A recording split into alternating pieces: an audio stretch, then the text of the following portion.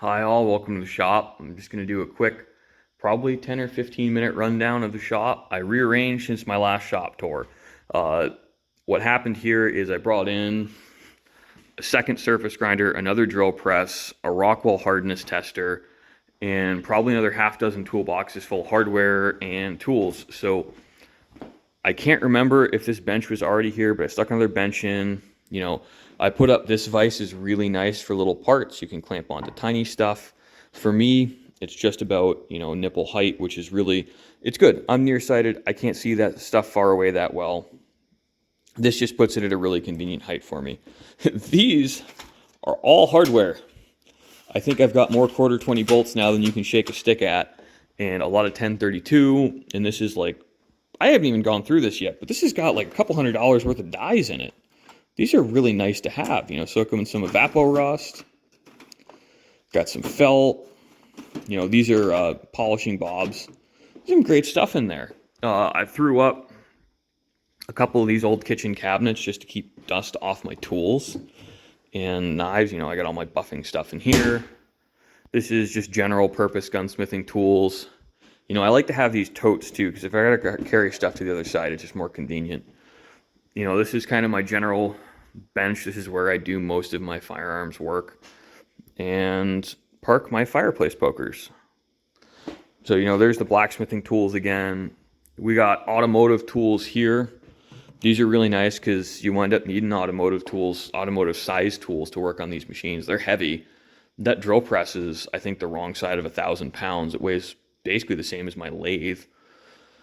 It's a porky monster, but it'll drill a hole. This has a lot of just other general purpose tools. Like, I like to have a drawer just full of pliers, and I don't know why, but I started putting hacksaw blades in here, and that's just the way it's going to be from here on out. And a lot of times when I need pliers or a hacksaw, I need zip ties too, so those live there. You got your rotary tools, because we don't say the D word here.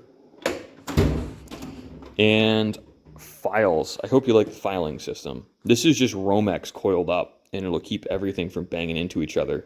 Because I try to minimize that, because files are expensive. When you look at these big ones, this big file I think is like $50 or $60 now. It's painful. So I want to get as much life out of them as I can.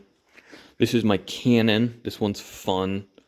It's just a little 50 cal. Made a hatchet a while back. Blowtorches always come in handy.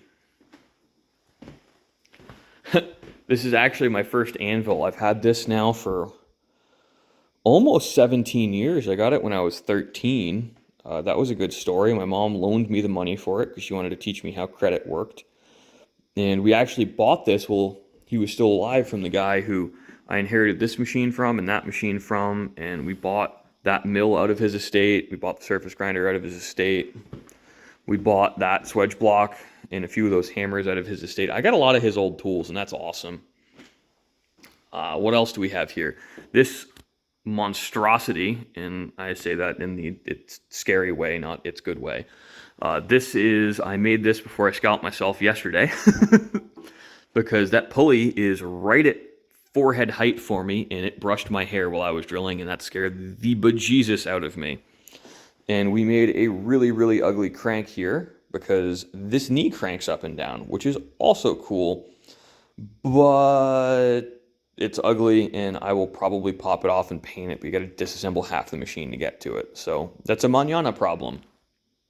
Now we have our nice PRC, People's Republic of China import lathe, which I hate. I like to try and buy American when I can afford to. This was unfortunately one of those machines where I needed a lathe like yesterday, and this is what was available.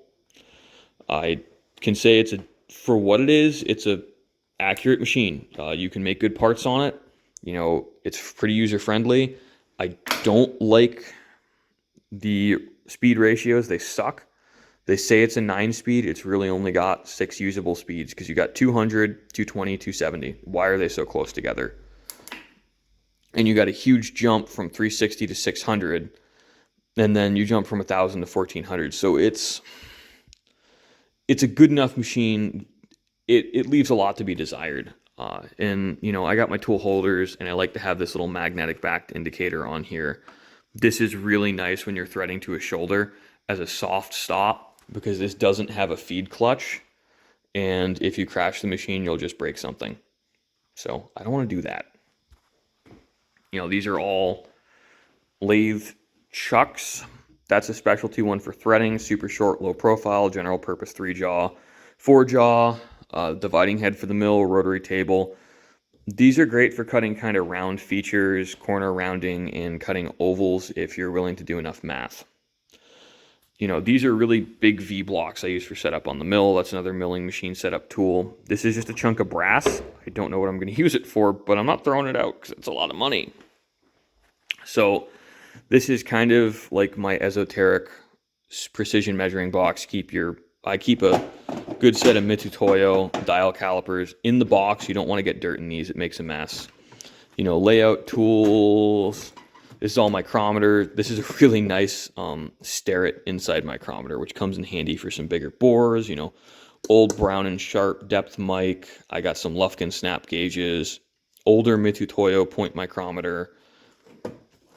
I've got some headspace gauges that's going to need its own box eventually. You know, this is all indicators. I got 3 or 4 more floating around the shop too. They come in handy. You cannot have enough dial indicators, I'm telling you. You know, coaxial indicator. These are transfer punches for transferring bolt hole patterns for, you know, other non-firearm stuff. These are really nice for like equipment repair. So if I've got to copy like a flange off of something, or, you know, make a PTO cover, but it's some weird size you can't just order one for, you put these in the bolt holes and put the part over it and smack it, and you just transfer the bolt hole. It centers perfectly. You know, this is a milling machine. It does milling machine things. This is a pretty old round ram. I don't know how many of you guys have even seen these. J-head. So this is like what they made before they went to a dovetail ram. This is kind of the in-between before what we think of as the J-head base casting and the M-head base casting. Like the knee's a little bit wider than the early M-heads on these. This here, it's the same width from here to here as the later J-heads. But you have the nut pockets like you have on the older machines. So I want to get a riser for this, and I think I have to make one to raise this up because I'm 6'4". This is not designed around 6'4" people. To raise this guy up here, but that's really tough because they basically don't exist. You can get a 7-inch riser or you can get nothing. And a 7-inch riser is too much. That'll get in the way of small work. 3 or 4 would be perfect. Air compressor in the back. Compressed air is a nice luxury to have. I also like to have a drain here to check for water. And this is convenient. If I ever get water in here, I need to know I know I need to drain the tank. So this is just my milling machine box. You know, I've got a different kind of transfer punches here. These are all for holding work to the table. I have a lot of these. I'm always getting more step blocks and strap clamps and making them.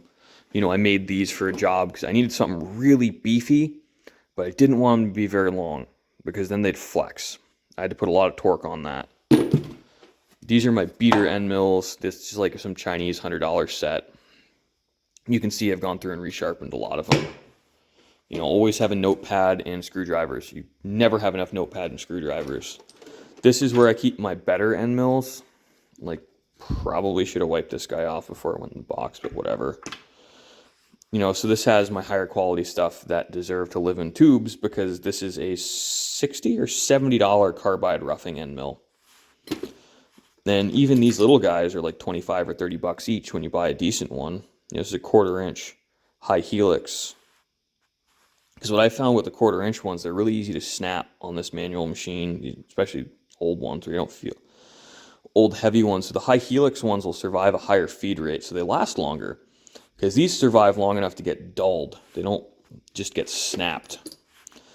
This is a funny thing for a boring head if you got to do something really goofy. This will extend you out a little bit. You know, I keep boring bars in here. Ball nose end mill. Just general milling machine tooling. I love these Starrett wigglers. I have 2 of them. I keep one as an edge finder and one as a center finder. and they're fantastic. I have a bunch of the attachments for them. They're not as precise as this style of edge and center finder, but you know what? For most work, they're plenty. These will repeat to within about 1/1000th of an inch. This will repeat to within about 1/2,000th of an inch. This fits in a 1/2 inch collet. These fit in a 3/8 inch collet. So if I'm drilling, I always will use these. But if I'm doing milling, I tend to use a 1/2 inch end mill. And a lot of my milling machine stuff uses a 1/2 inch collet. So I just always use stuff that fits in a 1/2 inch collet. This is just like more setup stuff. 1, 2, 3 blocks, more T-nuts, machinist jacks. I have my other V-block out on the mill. Parallels, you know, slitting saws. I'm going through, I'm buying more slitting saw arbors because I think I got about $1,000 or more of just blades, but no arbor. And they're kind of just paperweights without an arbor, so I made one for 5/8 inch because I have a pile of those. These are pretty beefy parallels for huge parts. I reground these, and they're hardened. It's great, but it was a nightmare because it's got a 1/10,000th of an inch or less of taper here to here. It's probably like 1/10,000th. And I got 1/10,000th of height, and I reground them so they're square on all 4 faces now too. You know, and this is not a grease gun. None of my machines take grease. They all take oil. This is an oil gun. It's like an Alamite something 2405. They're like $300, but I can oil all my machines through the oil fittings. And I actually put oil fittings on the lathe because I hate ball oilers with a fiery passion, especially cheap ones. And with what I do, this height on here, non-issue. Doesn't matter. Doesn't get in the way in the slightest. But it makes my life easier because I can use the same oiler on the mill and the lathe.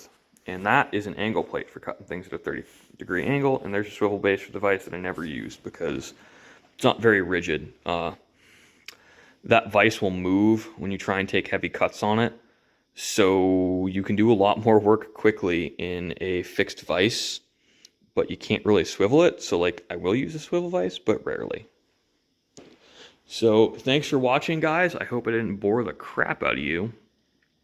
And I hope you have a lovely rest of your day. Please like, comment, subscribe, and